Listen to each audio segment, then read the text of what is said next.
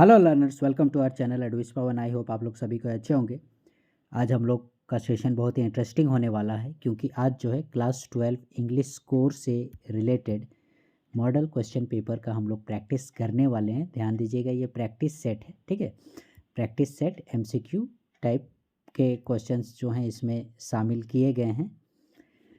Multiple choice questions, जैसा कि आप लोगों ने देखा था, जो मॉडल सेट जारी किया गया था 40 क्वेश्चंस जो हैं आप लोगों के ऑब्जेक्टिव थे, तो उसी पर ये बेस्ड है, जिसमें कि आप लोगों का writing section, reading section, grammar section वगैरह को डालने की कोशिश की गई है और पूरे सिलेबस को कंप्लीट करने की कोशिश की गई है 20 क्वेश्चंस में, ठीक है। वीडियो काफ़ी लंबा हो जाएगा, इसलिए इसमें सिर्फ 20 क्वेश्चंस को ही डाला गया है। फ्यूचर में हम लोग इसका सेट 2 भी बनाएंगे। Okay, let's start.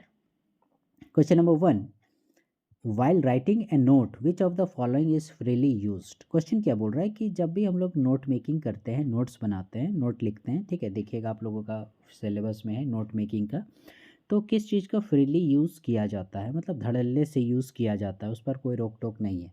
सेंटेंसेस, ठीक है, सेंटेंसेस नहीं होगा क्योंकि सेंटेंसेस जो है आप लोगों का कंप्लीट जो सेंटेंस है उसको नोट मेकिंग में नहीं मेंशन किया जाता है, ठीक है, शॉर्ट फॉर्म में ही लिखा जाता है, इसलिए ये भी नहीं होगा। मॉडल्स भी नहीं होगा, प्रीपोजिशंस भी नहीं होगा। राइट आंसर इज एब्रीविएशंस, ठीक है। तो इसका राइट आंसर हो जाएगा abbreviation. Abbreviation means that is आप बोल सकते हो शॉर्ट फॉर्म। सपोज जैसे हमको बोलना है he is an master of arts, ठीक है, तो जैसे हम लोग एमए बोलते हैं, ठीक है, तो एमए यही एब्रीविएशन हो गया। इसका फुल फॉर्म क्या हो जाएगा आपका, मास्टर ऑफ आर्ट्स, ठीक है। इस तरह से, तो इस तरह से एब्रीविएशन का हम लोग जो है बहुत ज़्यादा यूज़ करते हैं आप लोगों का नोट मेकिंग में।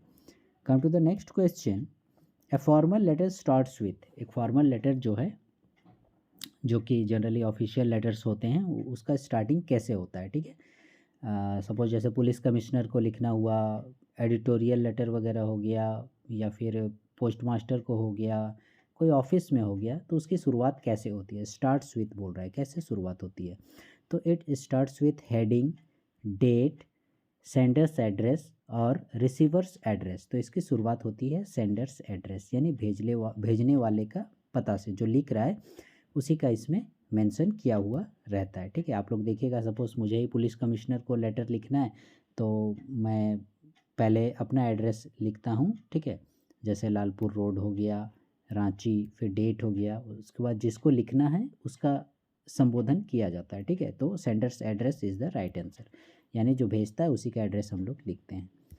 Next question, letters to the editor are written to. Editorial letter जो होते हैं, ठीक है, जो हम लोग एडिटर को लिखते हैं, वो किसको लिखते हैं, ठीक है। Letters to the editor are written to किसके लिए लिखे जाते हैं, स्कूल के लिए, कॉलेज के लिए, न्यूज़पेपर के लिए, हेडमास्टर के लिए। तो देखिएगा, ये एडिटोरियल लेटर आपने न्यूज़पेपर में पढ़ा होगा, लेटर टू द एडिटर, तो ये न्यूज़पेपर में लिखा जाता है, ठीक है। आप लोग कंफ्यूज नहीं होइएगा, हेडमास्टर वगैरह को तो हम लोग एप्लीकेशन वगैरह लिखते हैं, ठीक है। स्कूल कॉलेज में भी ये एडिटोरियल लेटर नहीं चलता है, भले हम लोग का सिलेबस में मेंशन किया गया है, लेकिन स्कूल और कॉलेज में जो फॉर्मेट है लेटर टू द एडिटर, उसको मेंशन नहीं किया जाता है, ठीक है। तो ये भी नहीं होगा। राइट आंसर इज आप लोगों का क्या हो जाएगा, newspaper. Okay, question number 4, Vinod bought a notebook and dash ink pot. Vinod ने एक पुस्तक खरीदी, नोटबुक और इंक पॉट भी खरीदा, ठीक है। ए होगा, एन होगा, द होगा या टू होगा। तो आप लोग देखिएगा, यहाँ पर हमें जो है यूज़ करना है आर्टिकल का, ठीक है। तो यहाँ पर आप लोगों का इंक पॉट है, आई है, ठीक है, वॉवल साउंड है, तो एन का प्रयोग होगा। Right answer is an. Vinod bought a notebook and an ink pot. Okay, तो इसका राइट आंसर हो जाएगा ऑप्शन बी।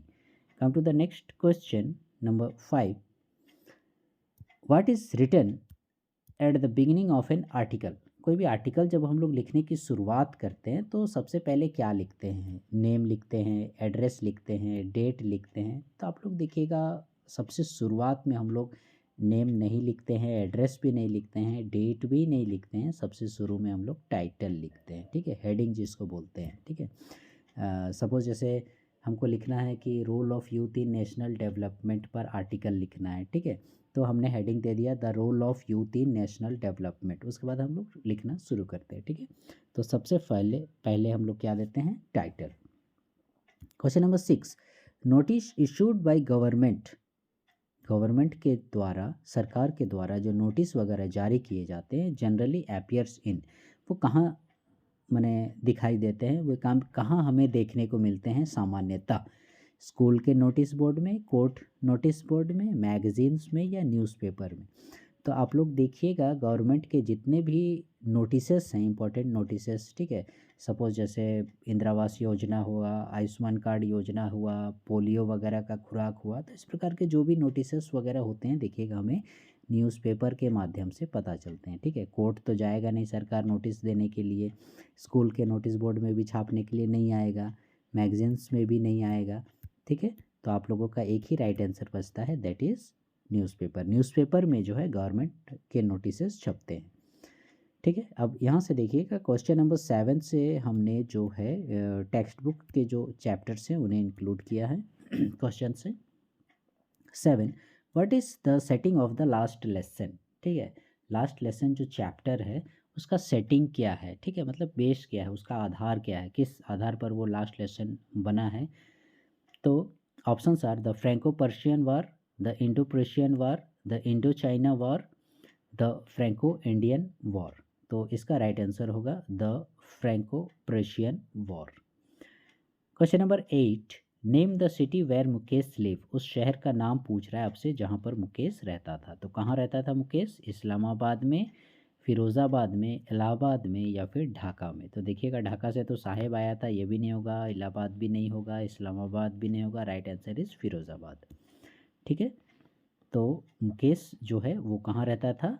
फिरोज़ाबाद में, okay. Come to the next question, question number 9,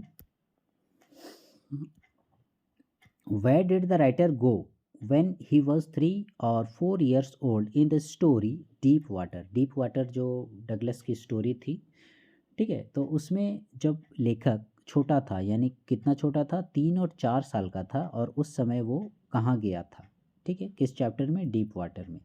कहाँ गया था? कैमस्फियरना, कैलिफोर्निया, ऑस्ट्रेलिया, स्वीडन। तो आप देखिएगा इसका राइट आंसर हो जाएगा कैलिफोर्निया, ठीक है। वो कैलिफोर्निया के बीच पर गया था, ठीक है। और यहीं पर देखिएगा उसका वाटर के थ्रू जो डर था वो शुरू हो गया था, क्योंकि जो एक बहुत ऊंची लहर आई थी और उसको एकदम डुबा के ले गई थी। छोटा सा था वो, अपने पिताजी के से लटका हुआ था और लहर उसको बहाकर ले गई थी। उसी समय से उसके मन में पानी के प्रति डर आ गया था, ठीक है। तो वो कहाँ गया था 3 और 4 साल की उम्र में? California is your right answer.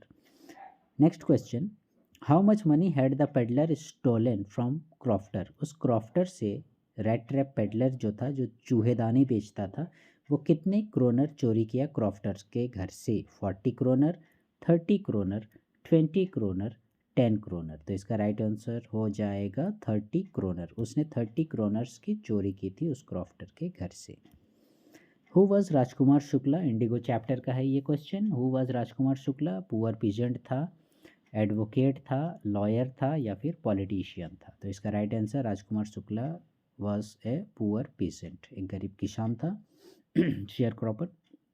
Question number 10, what satisfied Umberto's test for narration? ठीक है, नरेशन माने व्याख्या करना, लिखने का जो है। तो अम्बर्टो इको जो था, इसका क्या शांत किया, उसे क्या संतुष्ट किया? उसके जो लिखने की आदत थी, ठीक है, जैसे होता है ना किसी के खाने की आदत है तो वो माने कितना ज़्यादा खाएगा तब जाके वो संतुष्ट होता है, उसी तरह से उसको लिखने की आदत थी। तो वो क्या लिखता था जिससे कि उसको संतुष्टि मिलती थी, ठीक है, वो सेटिस्फाइड होता था? नॉवेल्स, पोएम्स, एसेज और शॉर्ट स्टोरीज। तो देखिएगा इसका राइट आंसर हो जाएगा नॉवेल्स, ठीक है।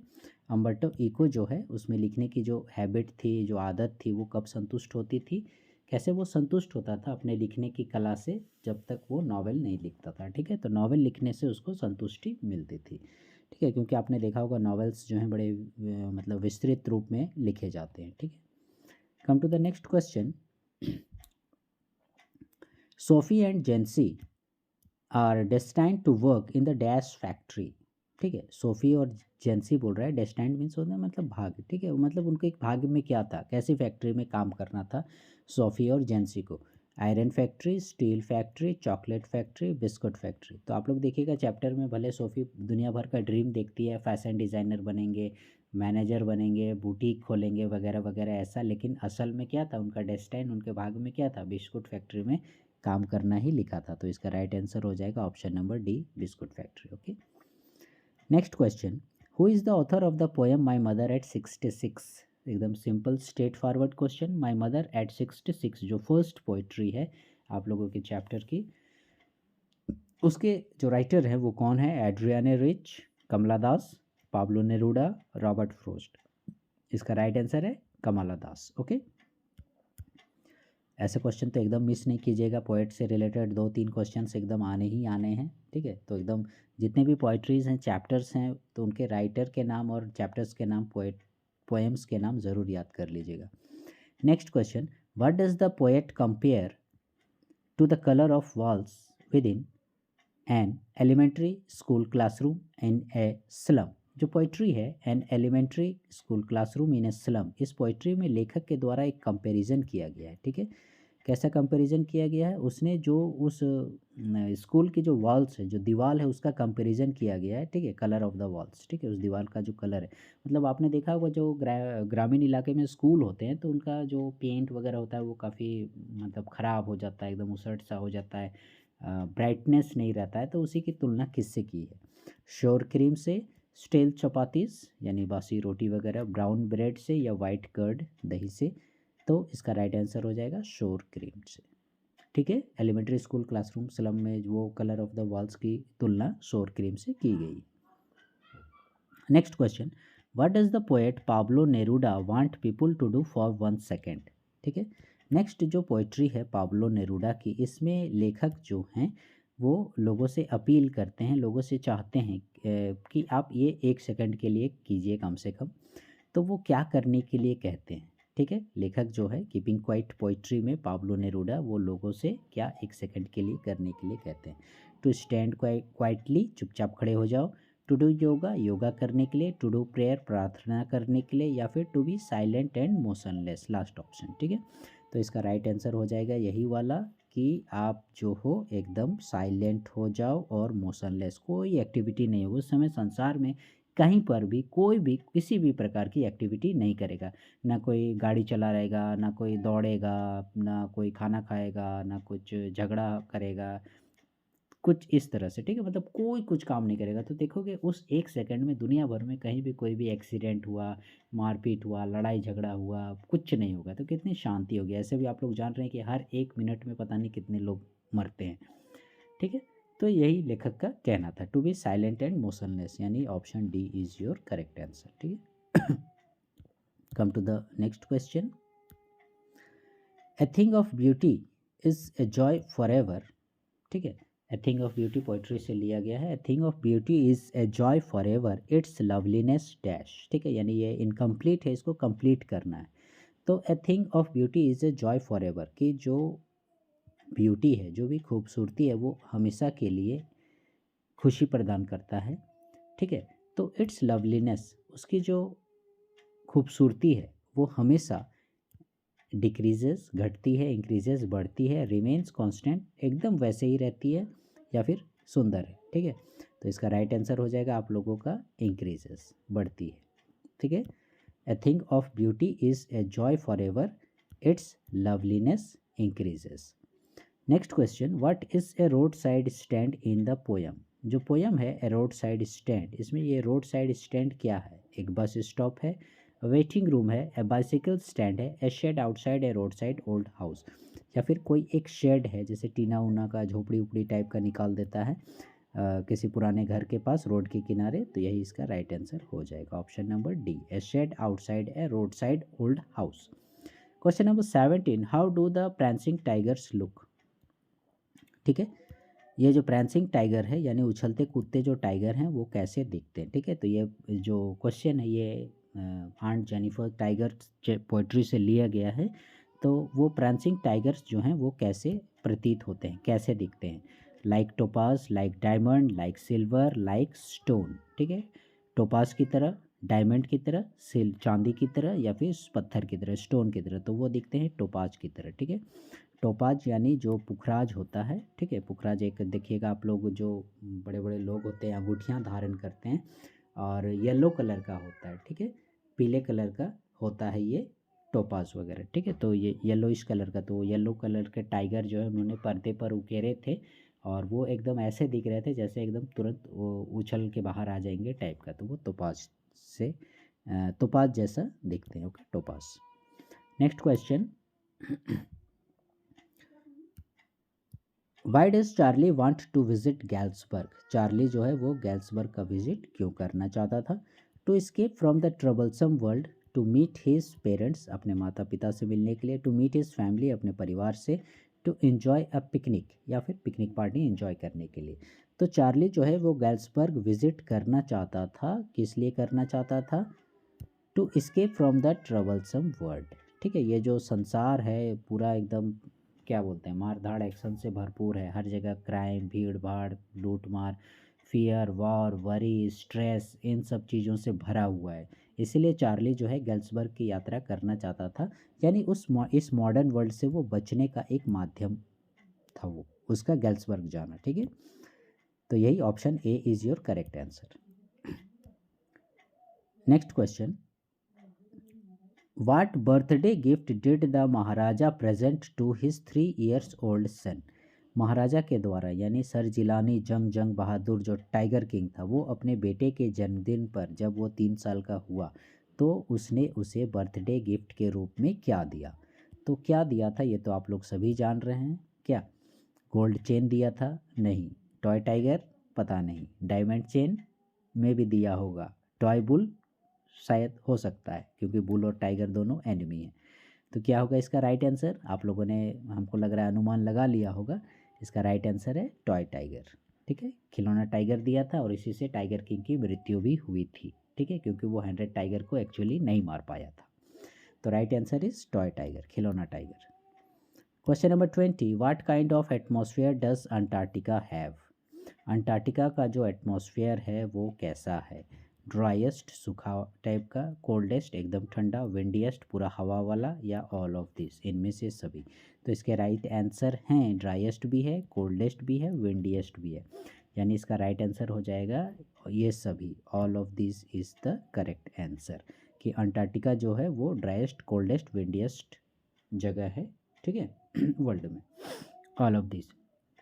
तो लर्नर्स, ये थे आप लोगों के 20 इंपॉर्टेंट MCQs जो कि एग्जामिनेशन पॉइंट ऑफ व्यू से काफ़ी इम्पॉर्टेंट है और मतलब काफ़ी सोच विचार करके इन क्वेश्चंस को शामिल किया गया है। फ्यूचर में हम लोग जो है इसका सेट 2 भी जल्दी ही जारी करने की कोशिश करेंगे। आई होप आप लोगों को ये सेशन पसंद आया होगा। आप लोग खुद से इसे बनाने की कोशिश कीजिएगा इस सेट को, और कमेंट में लिखिएगा कि आप लोग जब इसका प्रैक्टिस किए तो कितना नंबर आया, इस प्रकार से ईमानदारी से एकदम, ठीक है, ईमानदारी से कि आपने कितने मेरे आंसर देने से पहले आपको आंसर पता था, ठीक है, और कमेंट में इस चीज़ को मेंशन भी कीजिएगा। Okay, so learners, please stay connected with our channel advice Pawan and please like share subscribe our channel. Thank you.